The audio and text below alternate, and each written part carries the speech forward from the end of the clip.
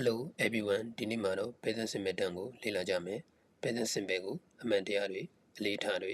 နေ့စဉ်လှုပ်ဆောင်မှုတွေအချိန်စရာတွေအစီအစဉ်တွေပြောချင်တဲ့အခါသုံးတယ် structure က subject verb verb 1ဖြစ်တယ် the sun rises in the east ဒါကအမှန်တရားဖြစ်တယ်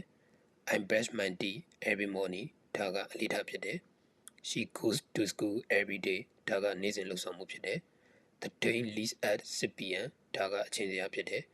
We have a meeting at 10 a.m. ဒါကအစီအစဉ်ဖြစ်တယ် He, she, it ဆိုရင်ဘတ်မှာ as လို့မဟုတ် es ထည့်ရတယ် I play football. She plays football.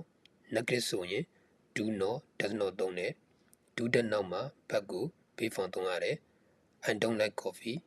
He doesn't like coffee. Question တွေမှာ do တက်ကိုရှေ့မှာထားပြီးဘတ်ကိုဘေးဖောင်ပဲသုံးရတယ် Do you like coffee? Does she like coffee? Present simple မှာဘတ်တူပြီးဖြစ်တဲ့ miss အကိုလည်းတည်တံ့အနေနဲ့သုံးနိုင်တယ် She is happy they are student ဒါဆို present simple ကိုနားလည်ပြီလို့မျှော်လင့်ပါတယ်ကျေးဇူးအများကြီးတင်ပါတယ်